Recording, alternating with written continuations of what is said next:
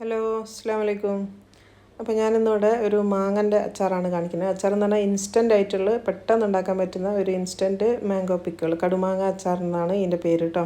അപ്പോൾ ഇത് ഉണ്ടാക്കി അന്നേരം തന്നെ നമുക്ക് കഴിക്കാനും പറ്റും. ഒരു 10 മിനിറ്റ് പോലും നമുക്ക് വെയിറ്റ് ചെയ്യേണ്ട ആവശ്യമില്ല. ഉണ്ടാക്കിയ ഉടനെ തന്നെ കഴിക്കാൻ പറ്റുന്നതാണ്. നല്ല സെറ്റായിട്ട് കിട്ടും നമുക്കിത്.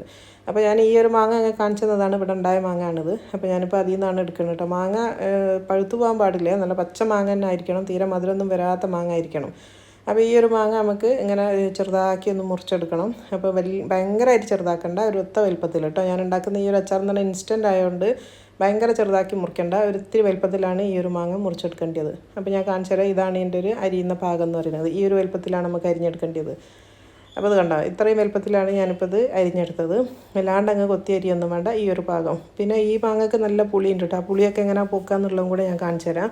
അപ്പോൾ ഞാനിപ്പോൾ ഒരു 6 മാങ്ങ ഞാനിപ്പോൾ അരിഞ്ഞു വെച്ചതാണിത്. ഇങ്ങനത്തെ വലിയ സൈസുള്ള 6 മാങ്ങ, ഇതാണ് വലുപ്പം കേട്ടോ. ഈ ഒരു പാകത്തിലാണ് ഞാനിത് അരിഞ്ഞു വെച്ചത്.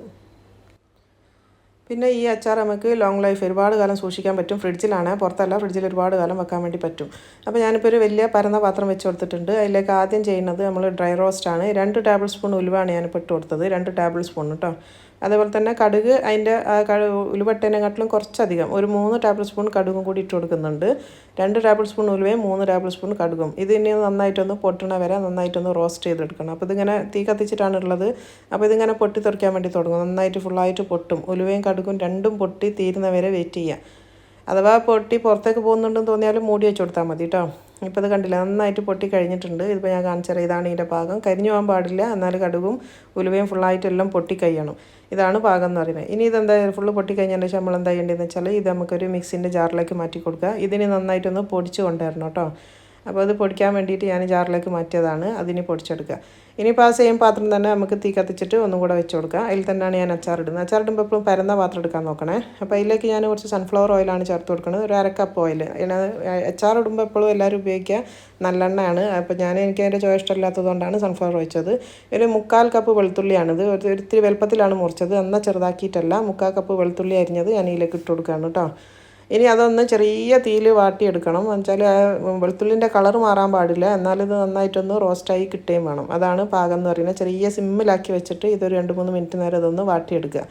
അപ്പോൾ ഞാൻ പറഞ്ഞല്ലോ, ഈ ഓയിൽ നിങ്ങൾ ഉപയോഗിക്കുമ്പോൾ നിങ്ങൾക്ക് നല്ലെണ്ണ ആണ് ഇഷ്ടമെങ്കിൽ അത് ചേർത്ത് കൊടുത്താൽ മതി കേട്ടോ. വെളിച്ചെണ്ണ ഒഴിക്കാൻ പാടില്ല, നല്ലെണ്ണ ആണ് ഒഴിക്കുക, അല്ലെങ്കിൽ കടുകെണ്ണ ഒഴിക്കും.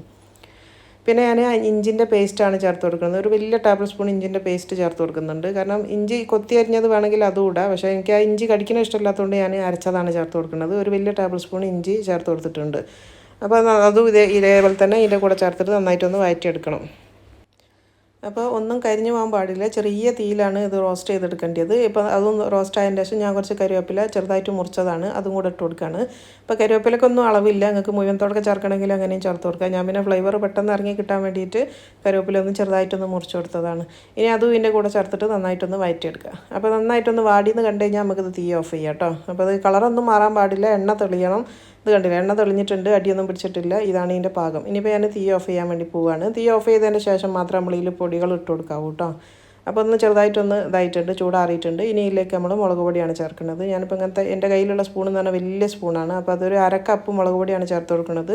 ഇത് മറ്റേ കാശ്മീരി മുളക് പൊടിയാണ് കേട്ടോ. നിങ്ങൾക്ക് എരിവ് കൂടുതൽ വേണമെന്നുണ്ടെങ്കിൽ സാധാരണ നോർമൽ മുളക് പൊടി ഇട്ട് കൊടുത്താൽ മതി.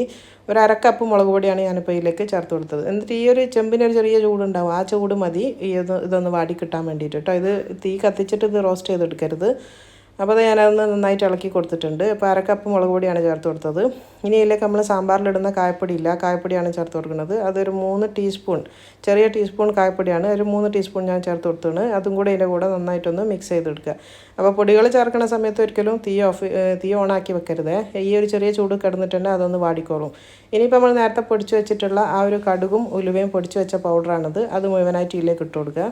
അതാണ് അച്ചാറിൻ്റെ പൊടി എന്ന് പറയുന്നത്. അപ്പോൾ അതും ഇതിൻ്റെ കൂടെ കൂട്ടിയിട്ട് നന്നായിട്ടൊന്ന് ഇളക്കി മിക്സാക്കി കൊടുക്കുക. അപ്പോൾ ഈ ഒരു ചെറിയ ചൂട് തന്നെ ഈ പൊടികളൊക്കെ വാടിയിട്ടുണ്ടാവും കേട്ടോ. അപ്പോൾ അത്രേ നമുക്ക് ആവശ്യമുള്ളൂ. ഇത് നന്നായിട്ടൊന്ന് വാട്ടിയെടുക്കുക. ഇനിയിപ്പോൾ നമ്മൾ ഒന്ന് എല്ലാം മിക്സായി എന്ന് കണ്ടു കഴിഞ്ഞാൽ നമുക്കിത് തീ ഓണാക്കി കൊടുക്കുക, ഒന്ന് തീ കത്തിച്ച് കൊടുക്കുക.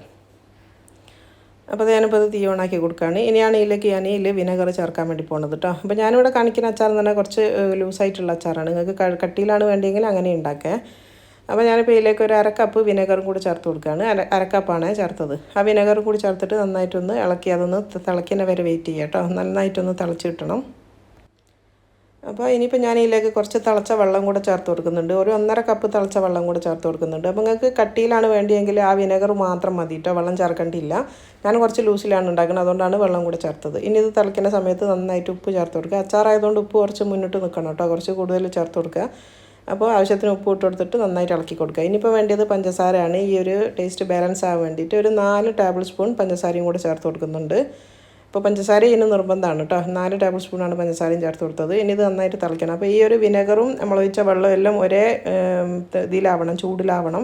അപ്പോൾ അതിന് വേണ്ടിയിട്ട് നന്നായിട്ട് തിളയ്ക്കുന്ന വരെ വെയിറ്റ് ചെയ്യണം. നിങ്ങൾ ചൂടാറിയിട്ട് ഉണ്ടാക്കുന്ന അച്ചാറാണെങ്കിൽ നമ്മൾ ഇതിൽ ചേർക്കുന്ന എല്ലാ സാധനവും ചൂടാറിയിരിക്കണം. അച്ചാറിന് എപ്പോഴും വേണ്ടി നിങ്ങൾ ഏത് ടെമ്പറേച്ചറിലാണോ ഉണ്ടാക്കുന്നത് ആ ടെമ്പറേച്ചറിൽ എല്ലാം എത്തണം എന്നാണ് അതിൻ്റെ കണക്ക് എന്ന് പറയുന്നത് കേട്ടോ. ഞാനിപ്പോൾ ചൂടാക്കിയിട്ട് തിളപ്പിച്ചിട്ടുള്ളതായതുകൊണ്ട് ആ എല്ലാം ഒന്ന് തിളയ്ക്കുന്നവരെ വെയിറ്റ് ചെയ്യണം. അപ്പോൾ തിളക്കാൻ തുടങ്ങിയപ്പോൾ ഇതൊന്ന് കുറുകിയിട്ടുമുണ്ട് കണ്ടോ. ഇതാണ് ഇതിൻ്റെ പാകം എന്ന് പറയുന്നത്.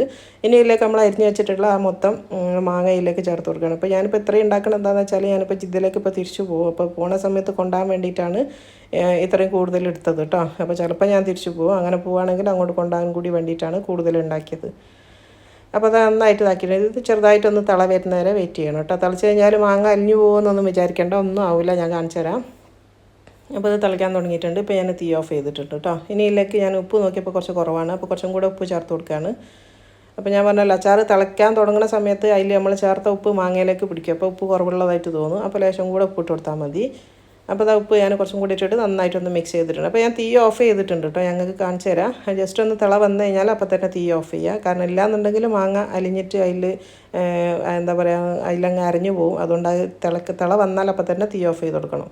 അപ്പോൾ അത് കണ്ടില്ല, തീ ഇല്ല. അപ്പോൾ തീ ഇല്ലാണ്ടാണ് ഇപ്പോൾ ഞാനിത് ഇളക്കി കൊടുത്തത്. ഇനിയിപ്പോൾ അത് ചൂടാറാൻ വേണ്ടിയിട്ട് നമുക്ക് ഇറക്കി വെക്കാം. അപ്പോൾ ഇതാണ് ഇതിൻ്റെ ഒരു പാകം എന്ന് പറയുന്നത്. അപ്പോൾ ഇത് കണ്ടില്ല. അപ്പോൾ നിങ്ങൾക്ക് ഇത്ര വെള്ളം വേണ്ടാന്നുണ്ടെങ്കിൽ ഞാൻ പറഞ്ഞല്ലോ, വിനെഗർ മാത്രം മതി, വെള്ളം ചേർക്കേണ്ടിയില്ല.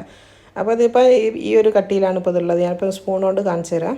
ഈ ഒരു പാകത്തിലാണ് ഇത് എടുക്കേണ്ടത്. അപ്പോൾ ഇത് ചൂടാറി കഴിഞ്ഞാൽ ഒന്നും കൂടെ കുറുകും. ഇതിപ്പോൾ കണ്ടോ, നല്ല ടേസ്റ്റാണ് കേട്ടോ. ഈ അച്ചാർ വെറുതെ കഴിക്കാൻ തന്നെ നല്ല ടേസ്റ്റാണ്. എന്തിൻ്റെ കൂടെയും കഴിക്കാൻ പറ്റുന്നതാണ്. ഞാനിപ്പോൾ പെരുന്നാളായതുകൊണ്ട് നമുക്ക് നാളെയാണ് പെരുന്നാൾ. അപ്പോൾ അതിന് എടുക്കാൻ വേണ്ടിയിട്ടാണ് ഇത് മുൻകൂട്ടി ഉണ്ടാക്കിയത്. ഈ സമയത്തൊന്ന് ടേസ്റ്റ് ചെയ്ത് കൊടുക്കുക, ഉപ്പൊക്കെ കറക്റ്റ് അല്ലേ എന്നുള്ളത്. അപ്പോൾ ഇത് ചൂടാറിയതിൻ്റെ ശേഷമാണ് കേട്ടത്. ഇപ്പോൾ ചൂടാറിയപ്പോൾ നിങ്ങൾ കണ്ടില്ല, ഇതിപ്പോൾ കറക്റ്റ് പാകത്തിലായി വന്നിട്ടുണ്ട്.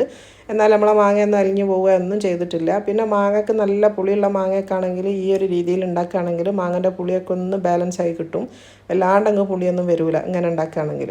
പിന്നെ അച്ചാർ ഇപ്പോൾ സൂക്ഷിക്കാമെന്ന് നമുക്ക് കുറഞ്ഞ സമയത്തേക്കുള്ള അച്ചാറൊക്കെ ആണെങ്കിൽ പ്ലാസ്റ്റിക്കിലിടാം. എല്ലാ ലോങ് ലൈഫൊക്കെ നമുക്ക് ഉപയോഗിക്കേണ്ടതാണെങ്കിൽ ഒന്നുകിൽ ഭരണിയിൽ അല്ലെങ്കിൽ ഗ്ലാസ് ജാറിൽ നമ്മൾ അച്ചാർ ഇട്ട് വെക്കാവൂ കേട്ടോ. അപ്പോൾ ഞാനിപ്പോൾ ഒരു വലിയ പാത്രത്തിലേക്കാണ് മാറ്റണത്. അപ്പോൾ ഇങ്ങനെ തന്നെ. പിന്നെ ഈ ഒരു അച്ചാർ നമുക്ക് പുറത്ത് വെച്ച് സൂക്ഷിക്കാൻ പറ്റുന്നതല്ല, ഫ്രിഡ്ജിലാണ് വെക്കേണ്ടത് കേട്ടോ. ഫ്രിഡ്ജിൽ വെച്ചിട്ടാണ് ഞാൻ സൂക്ഷിക്കൽ. ഞാൻ പുറത്ത് വെച്ചിട്ട് എനിക്ക് അറിയില്ല അത് നിൽക്കില്ല എന്നുള്ളത്, എനിക്കൊരു ഗ്യാരണ്ടിയും ഇല്ല.